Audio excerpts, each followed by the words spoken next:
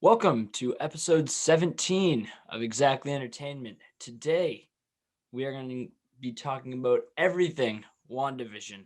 Now that we've seen two episodes and we have another one on the way, I think it's the perfect time to theorize and to kind of review it and figure out what's going on next because this show definitely asks a lot of questions, and here to help me answer some of those is my co-host Matt Lyons. How you doing tonight, Matt? Doing pretty good. How are you? I'm doing well. I'm Derek Terrell. Let's get into it. So, WandaVision, what are your initial impressions? So far, I like it. I'd say it's exactly what I thought it was gonna be. I knew it was gonna be like, um, you know, the sitcom tropes. I had a feeling that the entire episode would be kind of framed in that sitcom format. Um, I like how they're not within the first episode, like dropping, that it's all, they're not revealing the mystery. They're taking their time with it, and I think that takes a lot of balls, especially for a Marvel property. And I'm excited. Yeah, man. I mean, WandaVision, they've done a good job with the advertisement. And Hmm. like they've done a good job of being representative of what we're going to get. And I wasn't really disappointed or like blown out of the waters because it was exactly what they said it was going to be. You know, it wasn't, I mean, so far, it's only been two episodes, but it wasn't something like, think The Mandalorian season one, where they advertised it one way and then like Baby Yoda is introduced at the end of the first episode and it completely flips it on its head. It Yeah. wasn't that, it very much gave you what, it sold you. And I'm enjoying it so far. I'm enjoying the sitcom aspects for the sitcom aspects. I think they're fine. They're like pretty decent. Um, I like all like the subtle clues and like kind of trying to figure out the mystery for myself, having my own theories. Um, and a big thing is one of the big sellers on WandaVision is that it's the beginning to this big interconnective universe. They keep advertising as the universe is expanding. The universe is expanding. So when they keep saying that, it makes me theorize even more, and I think that makes me like it even more. It's a show that's been fun to think about so far, and I just want to see more of it and see where it goes. Yeah, totally. And I mean, like before this came out and before we saw a lot of the promotional material, a lot of people like, oh, I'm not gonna watch that. I don't care. Seems stupid. WandaVision, done title. I'm not watching it. And I love when shows, movies, whatever it is, when they focus on characters and story. And because the MCU is such a large property, it's hard to focus on, seemingly, minor characters like Vision and Wanda. So I love that they're getting the chance to flesh out those characters and have the actors kind of do something different with it, and them kind of promoting it to this level and having it be such a major part in this Marvel machine. I think it's good to get, to kind of force everyone to watch this. Yeah, yeah, for sure. And I think that with them saying the universe is expanding, they definitely are. That's definitely a tool to get people to watch it. Like, oh, and even like in everything we've seen from Kevin Feige saying that everything is connected, and like it's almost like you have to watch everything because the MCU is at this point. It's not like it was when it first started, where you could watch like a Thor movie or a Iron Man movie. Like if you tried to just sit there and watch Thor Ragnarok, you would be very confused. Like why is Hulk in space at like a gladiator arena? Or like some of the recent stuff, you do need to like watch it all to Yeah. understand it. And I think that's like really interesting, and I'm there for it because obviously people like me and you are going to watch it all. So I hope that they're successful in bringing everyone along for the ride. Yeah. And it's fun, like even if you don't um have as strong of a connection to the sitcom elements, it's fun to see, these characters in a different situation where they're not like as one note, and they're not like, these heroes. They can be, like eccentric characters, and they can be, these powerful people, but they can put themselves in the shoes of these characters from like the 50s or the 60s, and now, 70s, 80s, 90s, as we're kind of progressing. Yeah. One thing I'm Um like very pleasantly surprised about is how they're still like having them have their powers. Like that yeah. makes the sitcom elements way better. I was unsure, or maybe I just didn't think about it enough.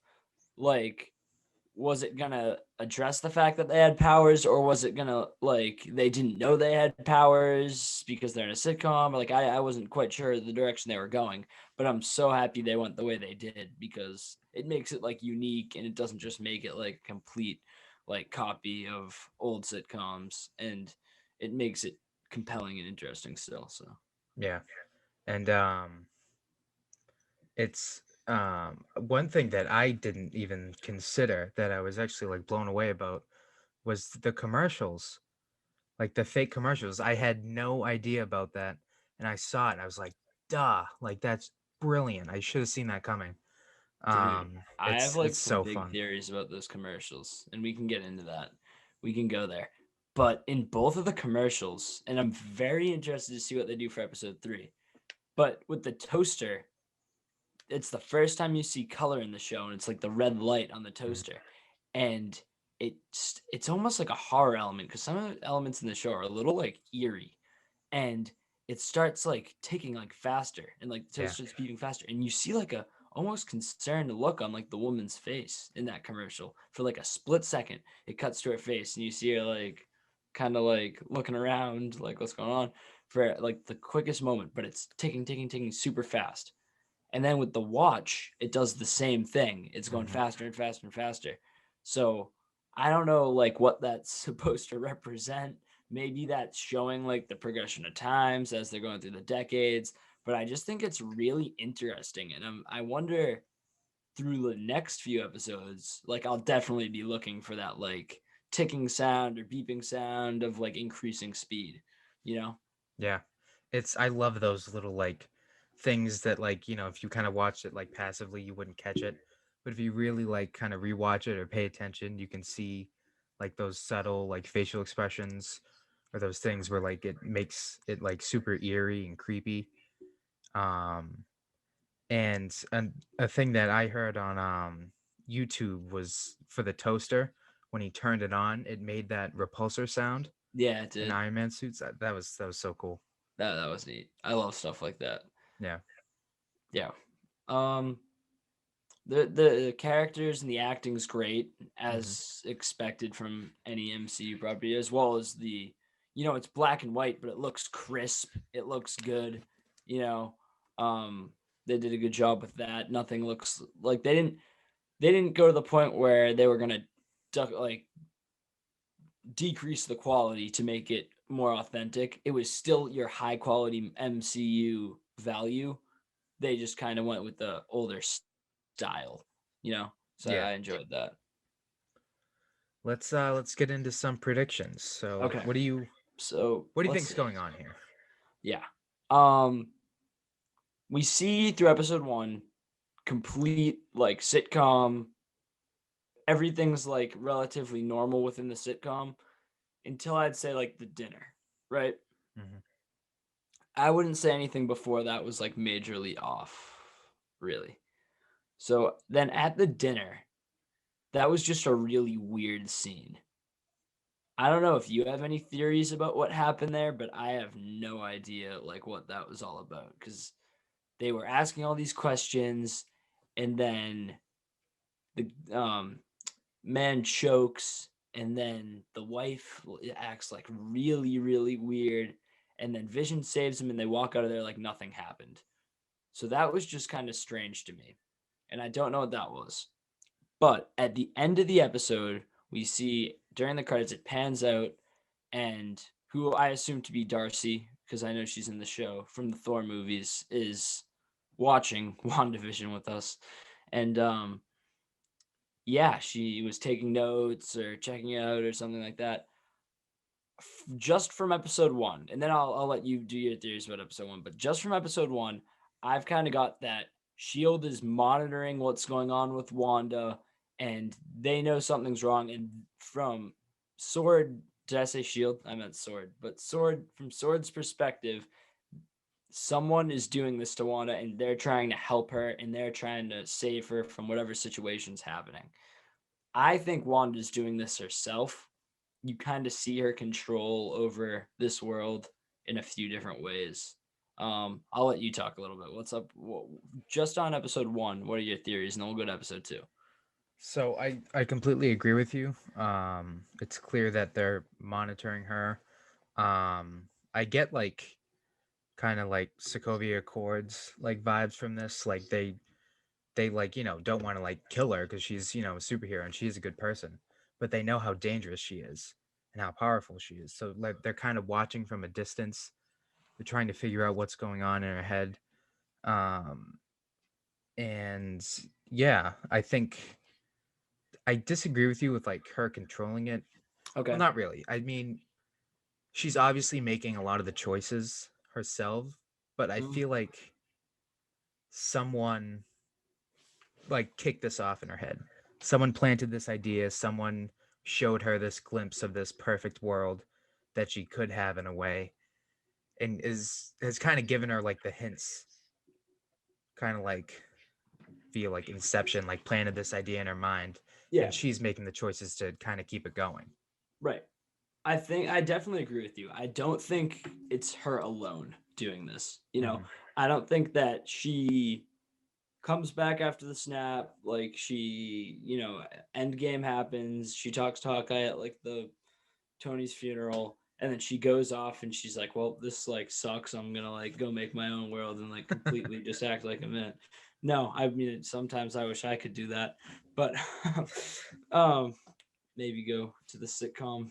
Yeah, An old sitcom be could nice be to a have a good. laugh track to my life. Yeah, right. But I don't think that's what happened. I think you're right in the fact that maybe something within her combined with someone trying to influence her has made this. But I very much feel like she has a wide amount of control over what's happening here. I think things are happening to her, but then I think it's a mix. I really do because like the whole first episode, like there was all this talk about like marriage and like anniversaries, and then like she like made that for herself. Like she put like they made the rings, and Hmm. um then in the second episode you hear for the children, for the children, for the children. Then she makes the children. She definitely has a degree of control. Yeah. And But I like don't think that she put herself there.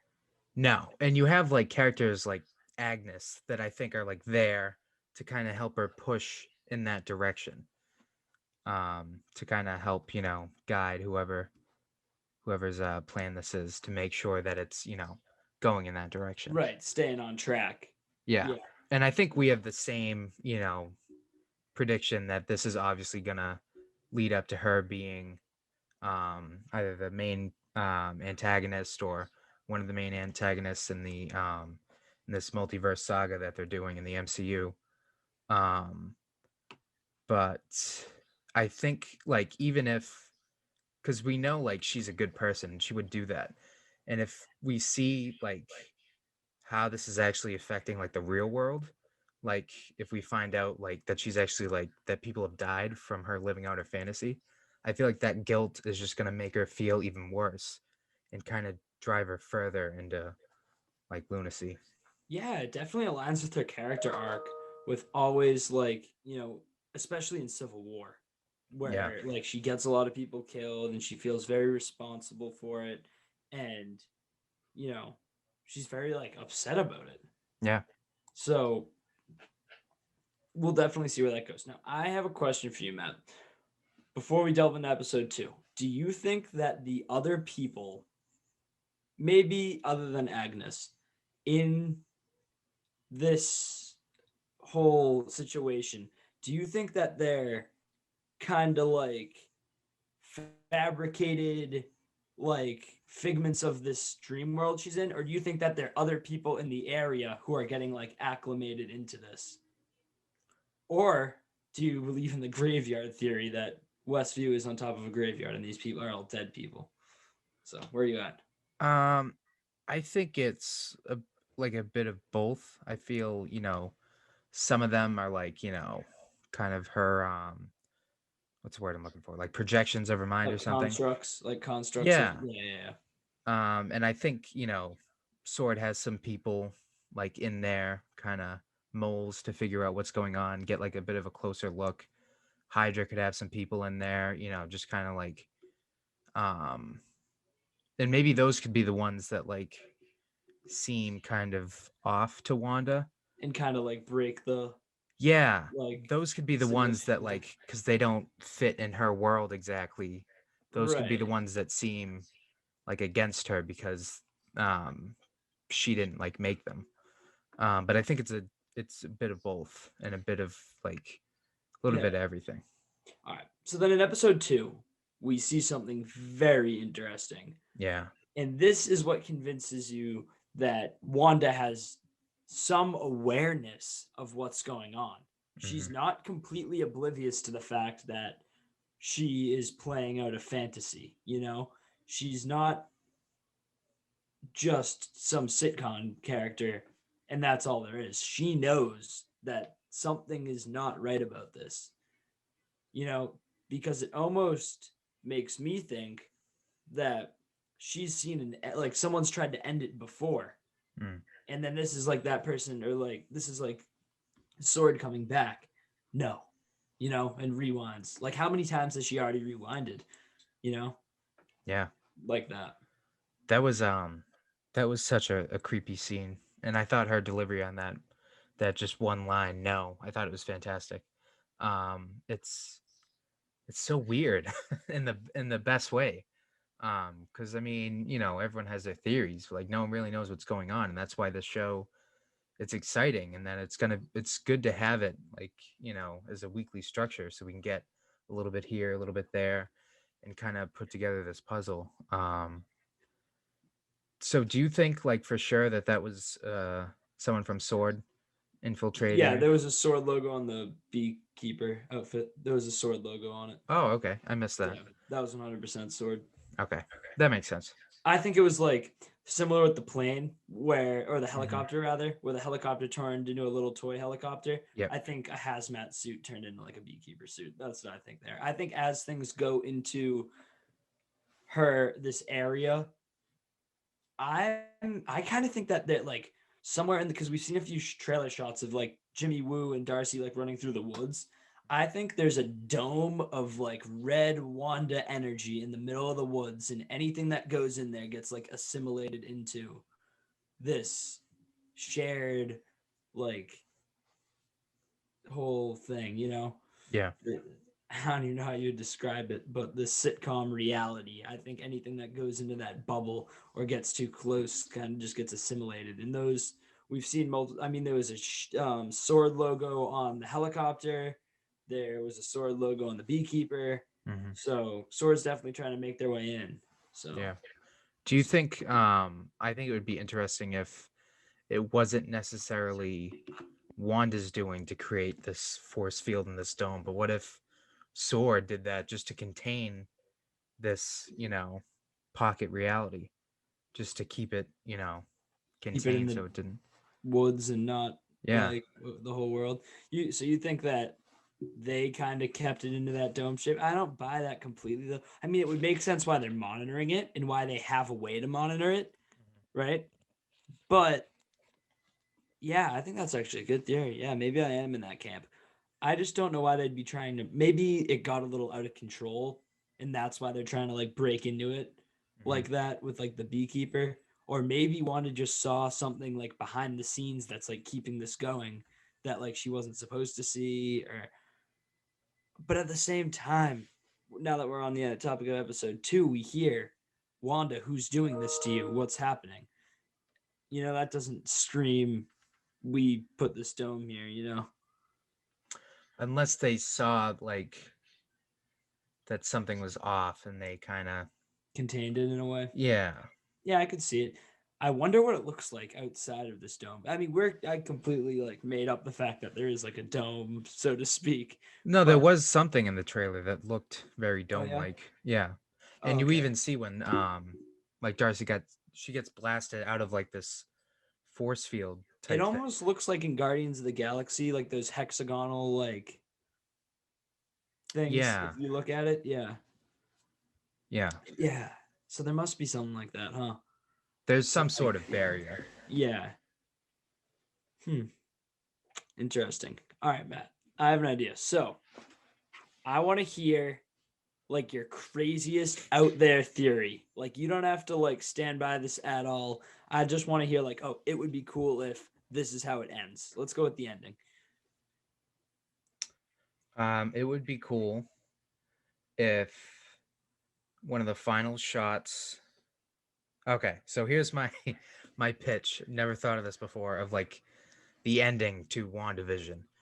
Okay. It's Wanda in like her little living room or whatever, and you have Jimmy Woo here on one side, and you have all the sword agents, and then on the other side you have Mephisto. I'm almost positive he's coming in the show and he's involved somehow. And you have He's the Agnes, rabbit.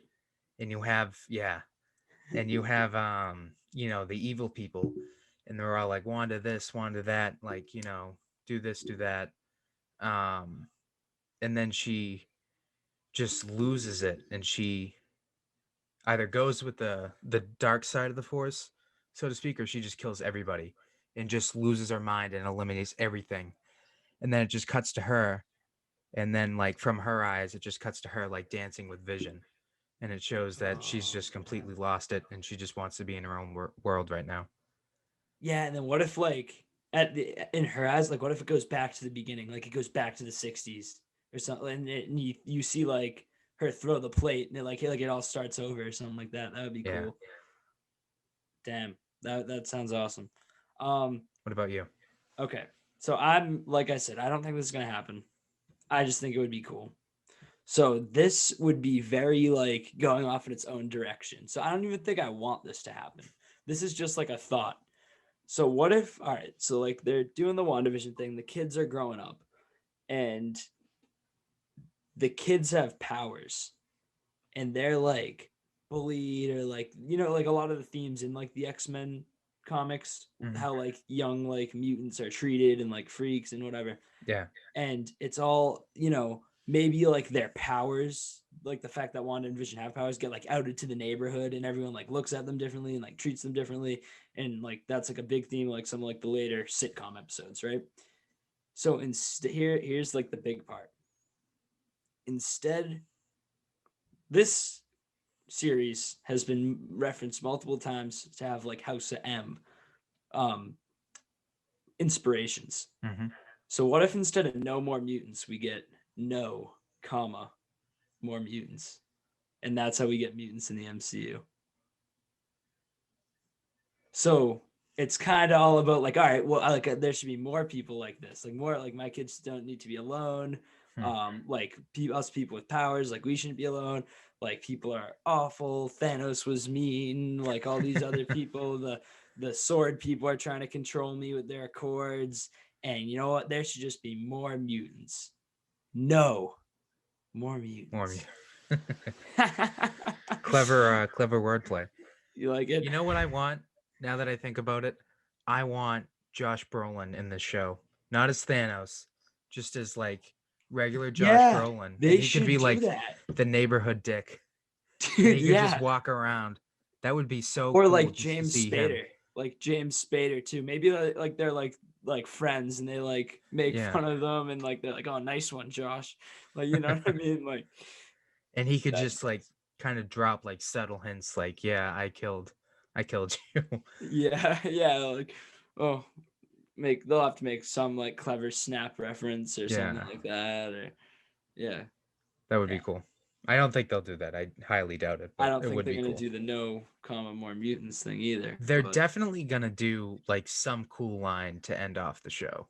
yeah, there I feel has like to they be have to. something equivalent to the no more Yeah, mutants. because it But doesn't I make just sense think for her that to would say be no more so mutants. cool. Yeah, Well, they have unless to you do do it like some that, and that's how like the mutants unless are they add the started. comma, right? Yeah. I think that would be a really cool twist on like the House M thing. But the thing is, the show would have to like drastically change where it's going to do that. Yeah. So I mean, you never know, for the children, doing it for it's a reach. I don't think it's gonna happen. It's not a theory I stand by. It's just Something to think about. how crazy would it be if it went this way? Yeah. This is a way that they can incorporate the No More Mutants line from the comics in a way that would also introduce mutants into the MCU, which is a question that needs to be answered pretty soon. I mean, they have those IP that they bought just waiting to be used, a gold mine. Yeah. So, yeah. Interesting. Yeah. That's what's great about the show, because I mean, we could take it in any direction, and they could take it in any direction, Yeah. and we're just at the mercy of what the writers are doing, and we'll just have to wait and see how it comes together. Yeah.